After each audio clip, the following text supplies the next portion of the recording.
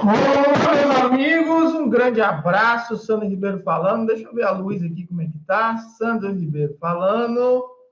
Vamos para mais uma live aqui, matinal, para os alunos do Clube dos Produtores, que você pode assistir estando aqui ao vivo.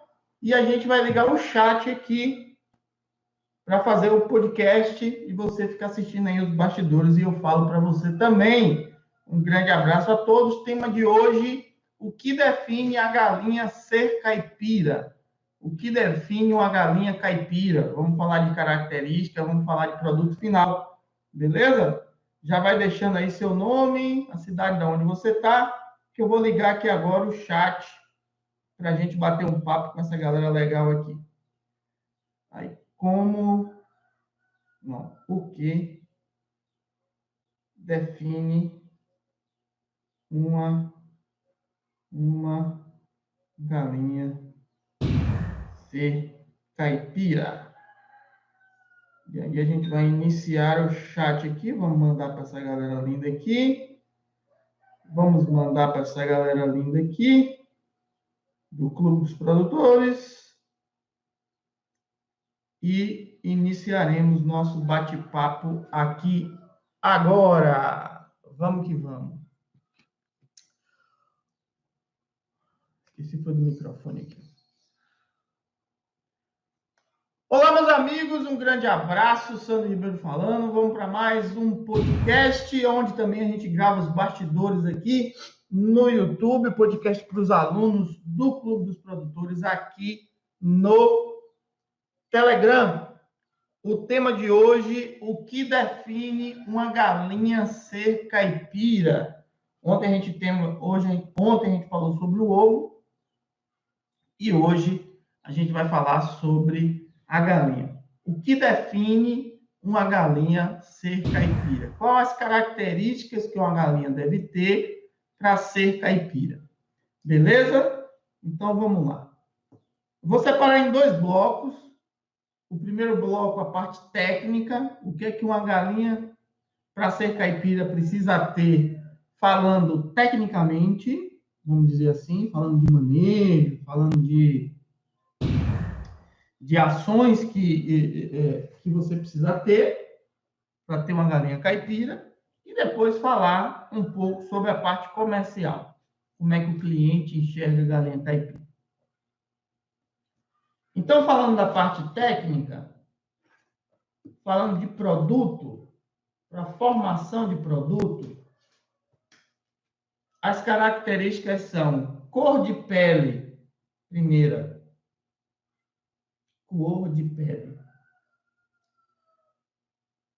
Normalmente, uma galinha caipira tem uma pele mais amarelada. Quando você abate um animal que der pena, você vê ali ela inteira assim com a pele um pouco mais amarelada. Quando ela está viva, se movimentando, você vê ou um pouco mais avermelhada. Às vezes o animal que é pescoço pelado, animal que tem poucas penas, tem a tendência de ficar com a pele mais avermelhada. Às vezes um vermelho até bem fortão. Vermelho sangue, né? Quando é uma galinha que é muito penosa, às vezes ela é um pouco mais branquinha, puxada um pouquinho mais para um rosinha, vamos dizer assim. Ela viva. Ela abatida, ela fica meio que amarelada. Outra característica é cor de carne. Aí a gente já fala da parte interna. É uma cor de carne um pouco mais avermelhada, só que é um vermelho mais... aquele vermelho machucado, um vermelho mais grosso, né? Um vermelho mais escuro. Não é aquele vermelho vivo. Então, mais escurecido, assim, vamos assim dizer. Então, a segunda característica. Terceira característica, consistência de carne. Estou fazendo e escrevendo aqui. Consistência de carne, que é aquela carne que demora um pouco mais de cozinhar, é aquela carne que demora um pouco mais de pegar tempero, é aquela carne, quando ela é mastigada, ela é um pouco mais firme, um pouco mais resistente. Então, essa também é uma característica importante aí para uma galinha caipira. Continuando na parte técnica, segundo a ABNT, que é a norma aí que rege, Galinha caipira precisa ter no mínimo 70 dias. É uma quantidade de dia muito curta, então dá opção aí para várias pessoas criar de várias formas diferentes. Eu acho muito curto, até o próprio 90 dias eu acho um período muito curto. Eu gosto de 110 dias para frente, eu trabalho entre 120 e 150, mas, segundo a BNT, uma galinha a partir de 70 dias, com outras características também, claro, mas a partir de 70 dias ela pode ser considerada caipira. Outra situação é ser utilizado raça que não tem nenhum tipo de, como é que eu posso dizer? Uma raça que não tem nenhum tipo de aceleração genética. Uma raça que não tenha promotores de velocidades dentro da cadeia genética dela. Qual é a galinha que tem isso? Aquele frango branco, por exemplo. Aquele frango branco, ele se desenvolve muito rápido. Aquilo é genética, não é só ração ali. Aquilo é um trabalho genético que faz com que o animal, quando colocado no sistema de criação correto, ele dá um disparo e engorda. Então, esse tipo de ave não deve ser utilizado em sistema caipira, porque não seria considerado pela norma uma galinha caipira. Sandro, mas esse que a gente compra em casa agropecuária também não é acelerado? É esse o termo que eu gosto sempre de usar diferente. Esses pintinhos que a gente compra, seja de pesadão, seja de dupla aptidão, seja de especializado em postura, eles não são acelerados, eles são controlados. Você consegue controlar o desenvolvimento dele. Diferente até desse frango branco. É difícil controlar o desenvolvimento. Se você der ração, ele cresce. Certo? E se você não der, ele morre, porque ele precisa comer. Ele é o tempo todo ali, insaciável, buscando comida. Então, esses animais não têm esse promotor de crescimento nessa condição. Ele tem um crescimento controlado, caso o produtor saiba controlar também. Ainda tem essa, né? Claro. Mais uma opção é que outra característica também por norma, essa aqui, o animal precisa de área de pastejo. O animal precisa de um piquete.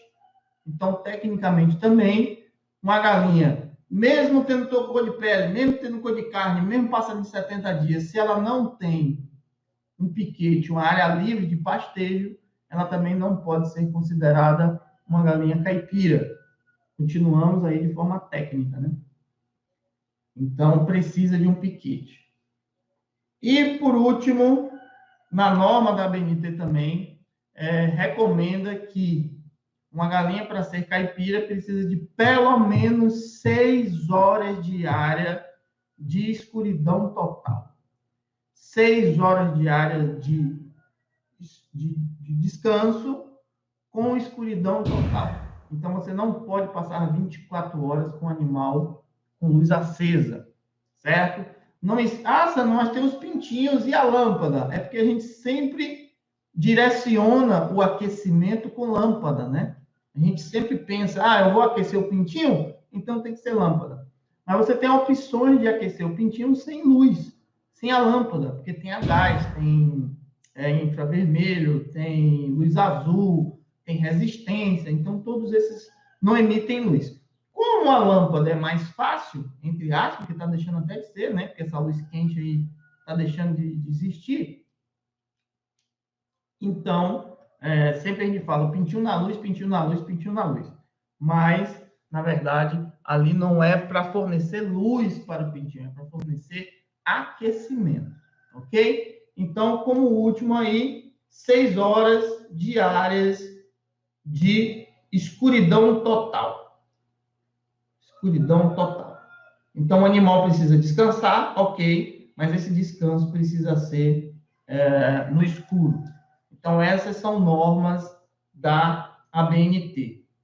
E eu falei algumas características também físicas aqui, como cor, etc. Por cliente, de maneira comercial, uma galinha para ser caipira varia um pouco de região para região. Mas tem duas características que agora eu vou pegar vocês pelo pé. Agora tem duas características importantes numa galinha caipira para quem é cliente. Para quem é cliente, tem duas coisas importantes.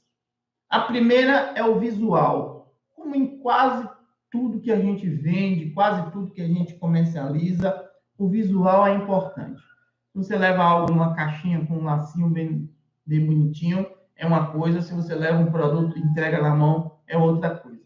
Então, o visual, principalmente para quem vende o animal vivo, é aquela mescla, né? É você ter animais mais escuros, animais mais claros, animal mais gordinho, animal mais magrinho, animal com cores aí variadas. Esse visual é interessante para quem vende galinha caipira viva.